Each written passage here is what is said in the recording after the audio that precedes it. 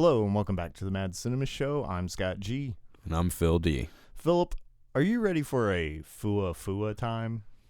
What is a fua time? Oh man, it's a light and fluffy time, I guess would be the most direct translation. So it's Cool Whip? It's Cool Whip. Are you ready for a Cool Whip time? Yeah. Well, you better be, because we're talking about K-On!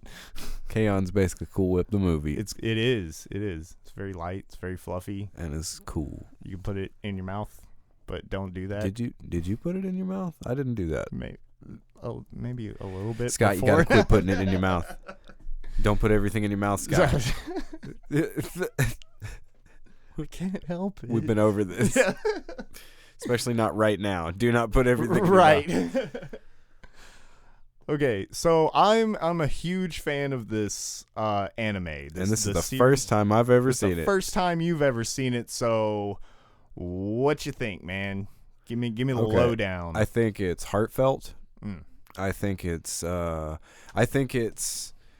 again another thing that proves to us that the Japanese understand friendship better than we do. Oh yeah, absolutely. Well, because I mean, like it is like the name of the show, K-On! It pretty much means light music, but there's not really a lot of music. Really, like it just kind of revolves around it, but the series isn't about that. But man, when it's there, it's so genuine and absolutely. Realistic. The like you were talking about, just the songs and their performances, and right. I think that stuff's pretty amazing. The animation for the drums is. Yeah, it's pretty on. It's scary good. Yeah, and even the guitars, man. But the drums to me is what's even more like whoa. Yeah, like the little hi-hat accent kind of things. And just the little stuff. So little blurs on the drumsticks. Yeah, it's nice. It's nice. But what got me is when they were performing and she was like adjusting her mic stand. Yeah. And you heard that sound, because we're very familiar with that sound, the mic being adjusted on the mic stand, and it was flawless. It was like timed perfectly. It was like man, that's good. Dude, the R&D, the like sound design for this whole series, but especially in the movie. So is the animation quality any different from the series, or would you say I think similar? It gets better as it goes along. So the third season, for instance, probably looks more like the movie. Looks more like the movie, yeah. Because that well, I guess it's like the second intro that you showed me looked a lot like the movie. That was the third season. Yes, third season. Well, I think it's like second season for second core, I guess. Okay. I guess would be the better technical terms. I think that the show, the movie, because I mean, let's just say that, because I've only seen the movie. Right. I think the movie captures a group dynamic. Yeah. That I would agree with you with this whole girls sitting around drinking tea shows. Yeah. Because I've seen bits and pieces of quite a few of them, and none of them have really got me. Right. I've always been like, whatever. I can see how somebody would like this. I could see how specific banter somebody would dig, or like we were talking about Lucky Star. Lucky Star eventually gets kind of funny and silly and stuff. And I've never been able to make it through that show as many times as I've tried. And this is from about the same time frame as Lucky Star. Yeah, I think this came out after, but not too far, and it's the same studio, so and you can kind of tell that with some of it, you know. Lucky Star is like the intro is still one of my favorite anime intros ever. There's just something about it. Yeah. And it's those weird little specific things that what is it? Kyoto Animation. Kyoto Animation, dude. Kyoto Animation's hands and there's a video that you sent me that was basically talking about the director saying something along the lines of the young girls' legs say a lot about their personalities. Yeah, Yamana Naoko, she's quoted as saying that. The video that he's referring to is Digibro's art of adaptation. Yeah, because he's talking about the differences K-On! between K-On's manga and the series. And the series, yeah. Okay, so, and of course I have no reference to either of those things. Right. I've only seen this film at this point. Right. But I really did enjoy this a lot. It's not my flavor of anime. It's not the kind of thing that I go after, but if there's any of this that I can attach myself to, this would be the one. Absolutely. Yeah, and that's what I was going to say is like this for me is like really the only show like that I can really get behind by this point. Like, I mean, I'll dabble in the other ones because every once in a while they'll be okay, Yeah. But this is the high watermark. This is exactly I what see it. Like, I see it. and it's in like it's also one of those things. It's just like the first time coming across this, for me personally, I wasn't really sure how to attack it, or how to feel about it. Like, the first time watching this, it's like, wow, okay, so the animation's really good. I like the music, and this is just really fun. And that was pretty much it my first time through. But like I've told you, I've probably watched it a total of like 6 times all the way through by now. And once in subs. Once with sub, Yeah. because I primarily watch dubs. So yeah, we're those guys. So But you, the dub in this is Levi. really good. This is a really good dub. And I rarely hear these actors in other things. Every once in a while, I'll be able to pick out the person who did Mio, but other than that, man. Mm-hmm. But yeah, the more I watched it, the more I grew attached to the characters themselves and their personalities, and like their friendship like means a lot to me, like. And like, it's why I can't get to the end of this thing without choking the fuck up, man. Yeah. It's just it's so powerful that like bond that even they having have. little context like I do, you can still completely feel that bond. Yeah, you can still see this relationship, for the beauty that it is. Absolutely. As a group. So let me say this. So this movie is kind of built up, kind of like the series. I like to think of it as like, a moment in time broken up into smaller moments. Yeah, essentially. Mm-hmm. Was there anything in particular, a particular gag or a like little like interaction that like stood out to you specifically? Can you think of anything like that? So like I'll tell you one that I really really love. It's when Yui is playing in the pet waste can when they're in London, and you got what is it, Ritsu and Mugi trying to like pull her out, kind of acting like she's stuck. Yeah. And then the lady comes up with the dog and like the poop in the bag, and it's just like and they realize what they've done. And then she's like chasing him through the park with the stinky hand. Yeah, with a stinky hand. Like that. That's one that I really liked. I think my favorite, because I saw this happening. I knew what was going on with it. What's the blonde's name? That's Mugi. Mugi. Okay, yeah. So when Mugi like sees what's happening with all the stuff being set up on stage, like and everybody's panicking, going like, "Oh my god, they think we're supposed to play a show," and Mugi's like, "Oh my god, I need to go talk to him about it." And she goes over there and talks to him, and the all the rest of the girls are over there looking at her like, "Wait, what's she doing?" Yeah, and the only thing that she said to him was, "Hey, you guys don't have a keyboard. Oh yeah, I play keyboard." And okay, and dude, when she runs up to him, she's so like fussy and like just like, exactly. Hey, like, why don't you have a keyboard? Come on. It's that's solid, man. That's great. I really buy the instruments that they have and the equipment that they have. Like and all as that far stuff. as like how they relate to the girls themselves, or just I just mean as far as aesthetically, like they're all correct, the accuracy and that kind of thing. But there is one thing that so Mugi's the rich girl, right? Yeah. Then I don't think she'd be playing that Korg, man. I think she'd be playing a Kurzweil. But that's just I'm just saying.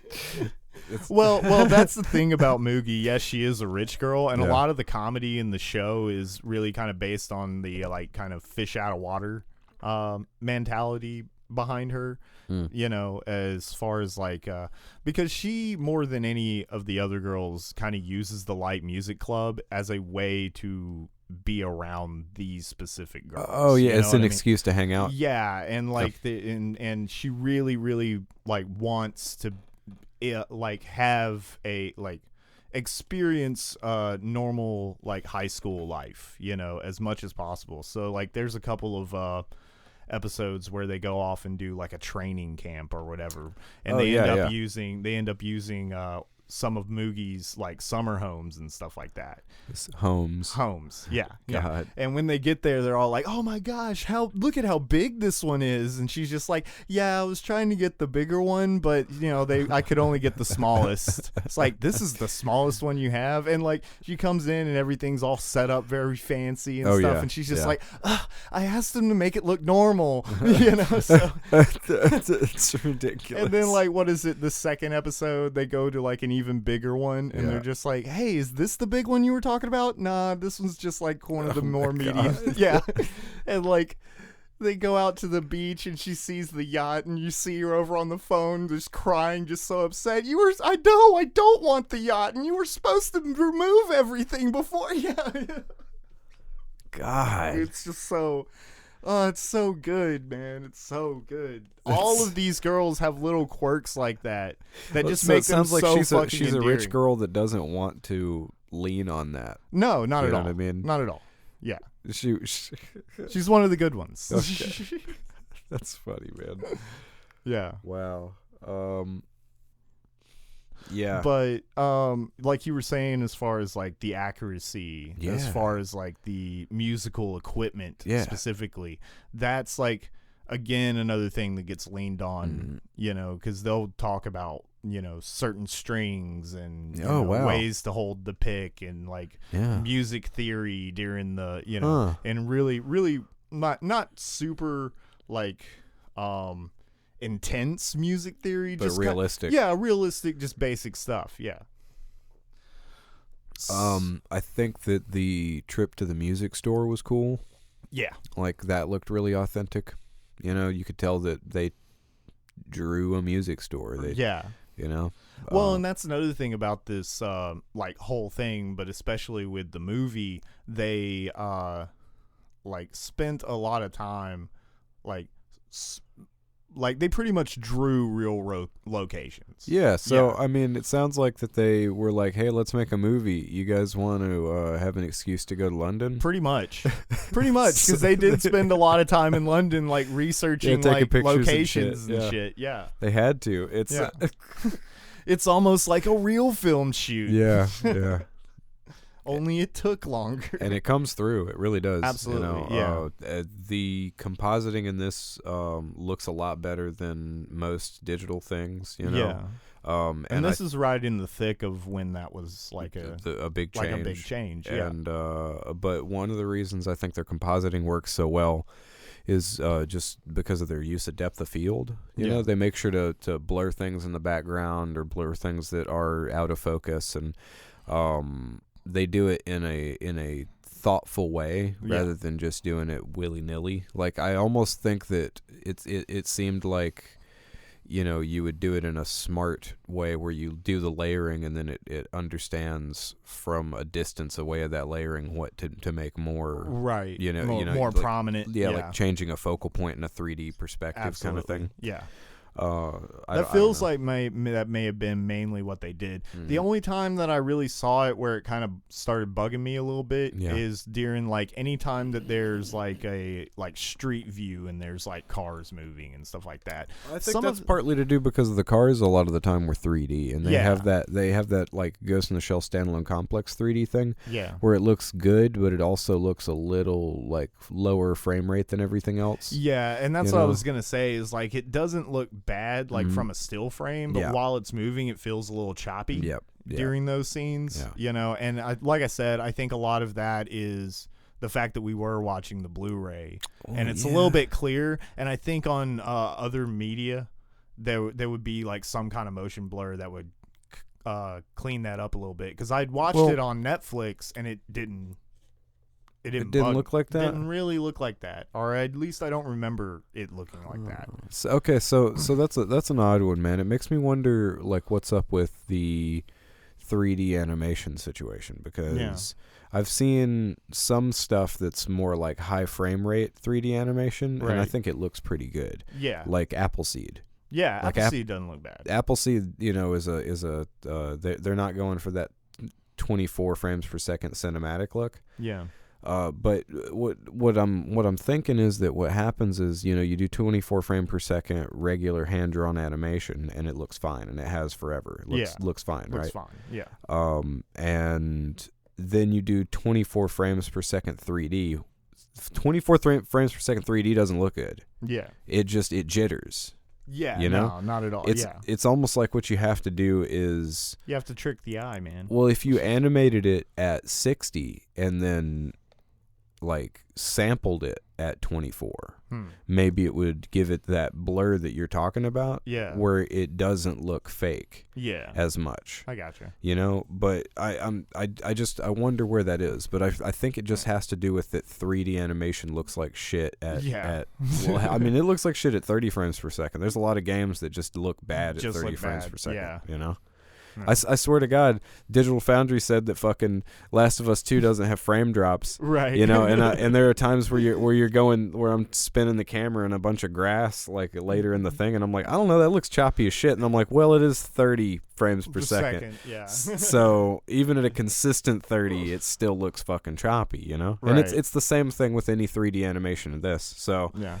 But otherwise, like as a other whole, than that though, dude, the animation is flawless. Absolutely. The hands on these girls. Absolutely. Their legs. And they're always moving. They're always moving. Yeah. And they're moving very specific ways. It's not just like a canned animation. Right. They're like little gestures. Yeah. Like when Azusa, like when I just noticed this time. Like when Yui's like kind of trying to like grab onto Azusa, and she just kind of slightly moves over. Yeah. Like, yeah. Cause that's the thing. Stop is hugging her so much, dude. So Azusa and Yui are in one of the hotel rooms together. Mm-hmm. And Azusa keeps having this recurring dream that Yui intentionally flunked so that they could graduate together. So she'd have to have her another year. So she'd have to deal with her another fucking year, and not just like as a senpai, like upperclassman. Yeah. She would be in her class. Yeah. She'd be her But classmate. she kept having that dream, and she was saying that like, does that mean you're not my senpai anymore? Yeah, we're classmates now. We're classmates now. I love that at the end of the dream, because she's just kind of fading out, and it's just like, oh man, that's just such a Yui thing to do, because Yui is a fucking personality, dude. I love her to death. She's a klutz. I do too. She's a klutzy little airhead that's like also a kind of idiot savant with perfect pitch. And like sometimes you don't like, she kind of leans into that idiot side of her sometimes just for a joke. Fucking mud stand. Yeah, mud stand. And that's what I'm talking about, is like Mio corrected her. She heard it. She knows she heard it, so she's probably just leaning into it. And when she's talking like, oh no, I forgot my passport. Yeah, man. Yeah. Well, I don't know, man. That might have just been her being a nervous ditz too, but still, it still sounds like at the beginning they were just like air playing to that. Nah, dude, that was them. Really? That was them, dude. Okay. Well, that's awesome. They actually fucking recorded that shit. Wow. Yeah.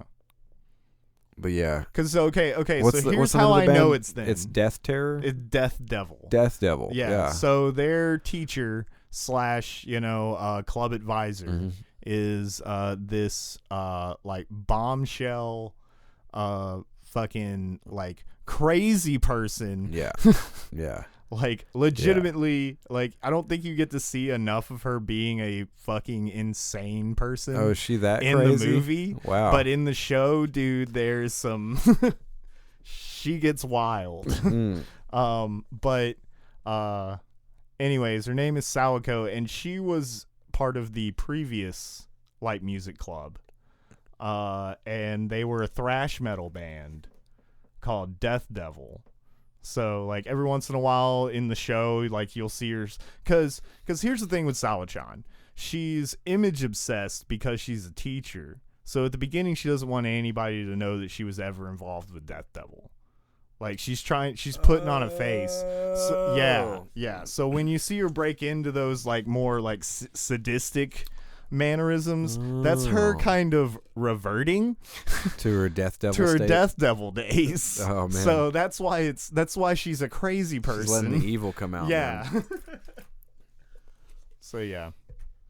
But yeah, at the beginning of this movie, it opens with them kind of trying to, I guess, mimic a Death Devil track. Yeah, and it's dope. Yeah, and it's dope. And this is what I was going to say is, like, this is how I know, like, dude, the fucking sound design in this series is so fucking good. So when it first opens, the track is louder and it sounds like it's being played in the room. And when Ozzy comes in and presses play on the box, it's a little bit more muffled. Oh yeah. So yeah, totally. that's how I know that they were actually playing it.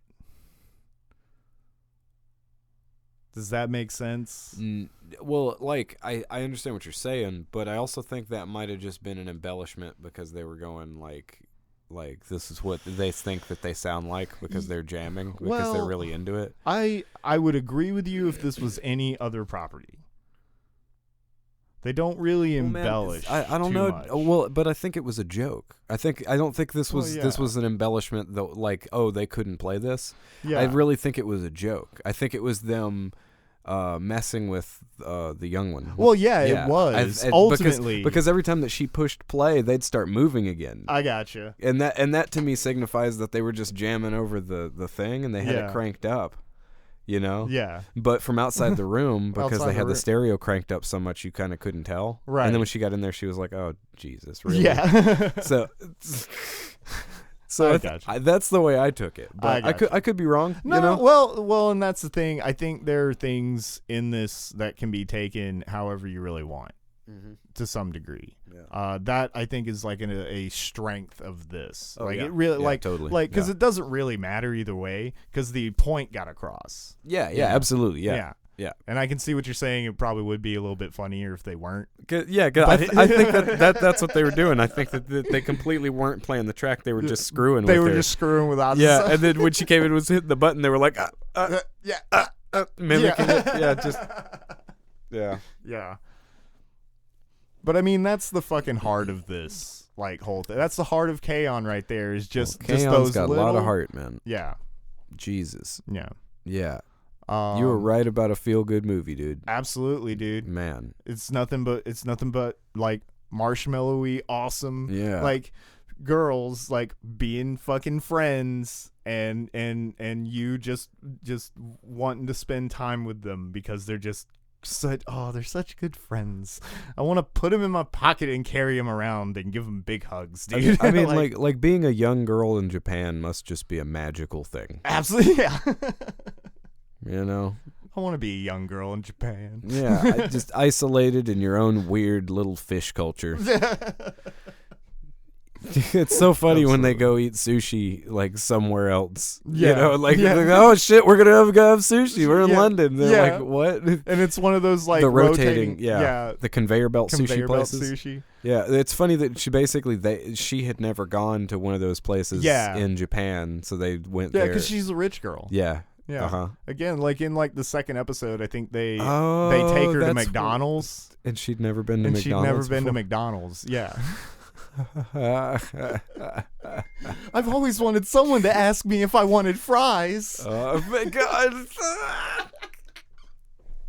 I love it, funny, dude. Man. Okay. From I guess my thoughts on this, man, is that from a completely barely know anything because I watched that short video, and I enjoyed what it sounded like. I'm like, okay, I'll give this a solid chance, and I think it was one of the most fun animes that I've watched I mean, in a really long time, man. Absolutely. You know, I can't think of an anime that feels good like this, the way that... Absolutely. And that's kind of my thing as far as like saying this is the high watermark, because there's a lot of anime, especially nowadays, that try to hit that like level of just wanting to... It's moe, dude. I mean, whatever the fuck that means, this is what this show is. It's a hug in a show. Absolutely. Yeah.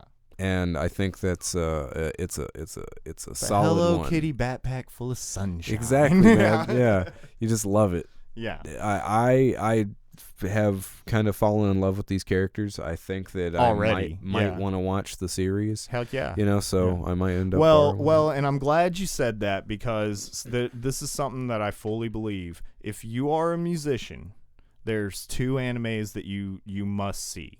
Okay, K-On! And what is it? Beck Mongolian Chop Suey. Totally. Have you heard about that? Yeah. Have you seen that one? No, I haven't seen it, but I know what you're talking about. That one's really good too. But it's like it's like if you're a musician, you know, and you like anime, these are the shows for you. Now, and then you need to play some Guilty Gear. Absolutely.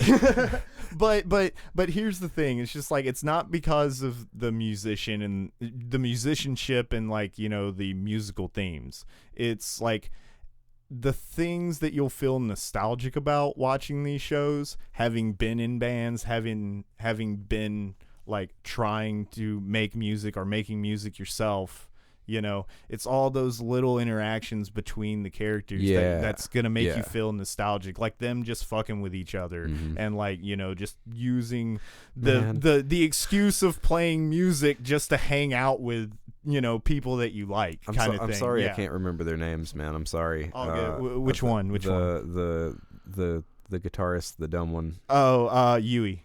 Yeah. When Yui doesn't want to plug her guitar in. Oh, for the she's there in London, and like before she plugged in like a hair straightener or something, and it like blew fire at her. It was the wrong voltage. Yeah. So she's But it's just a 1/4-inch cable. It's low voltage. There's no voltage basically at all. I love it. Like, come on, man, just do it. Just plug it in. Yeah, dude, she's that teacher comes up, man. That teacher's a fox. Yeah. Crazy fox. She's but fucking nuts, dude. You have no idea. But anyways, so guys, give this one a shot. Absolutely. Yeah. And I think what is it? What do we decide next week? Are we going Harakiri? No, Snatch, man. Oh, Snatch, that's right. Yeah, we're still doing a feel-good movie. We're doing a feel-good movie. That is not a feel-good movie. Harakiri is not a feel-good movie. That's not at all a feel. Nothing about that feels good. That shit's... I don't know if Snatch is more for us. Like, this is... I think Snatch is a feel-good movie for us. Yeah. The other 3 are more like, hey, you know, go check something out that might make you feel good. Absolutely. This one, you kind of have to be a little bit more... You know, you like the dark comedy, you like that kind of stuff to find Snatch to be a feel-good movie. Absolutely, yeah. But to me, it's a feel-good movie. It is. It's absolutely awesome. It has some of the best quotable dialogue ever, man. But yeah, so we're going to do Snatch next. Then we're going to do Harakiri, Death of a Samurai. We talked about one other one. What was the other one we said? I don't remember. We'll figure it out. Yeah, anyways. Those are the next 2 weeks, though, guys. Yeah. So check that out. Check us out on Amazon. Not Amazon. Wait, getting too big for my britches here. I meant to say, check us out on Anchor and Spotify, YouTube, and check us out on Facebook if you want to, suggest a week. So, anyways, final thoughts, Philip? Yeah, what the hell was up with that snack that it was like Jeff? Oh, Jeff cakes? Jeff cakes? I don't know. I've never seen a Jeff cake. Are Jeff cakes real? That's my final thought. Yeah. Because really, that's what I took away from this whole film. Dude, what are Jeff cakes? And I think that's a perfect way to end this episode. Thanks, guys. See you next week.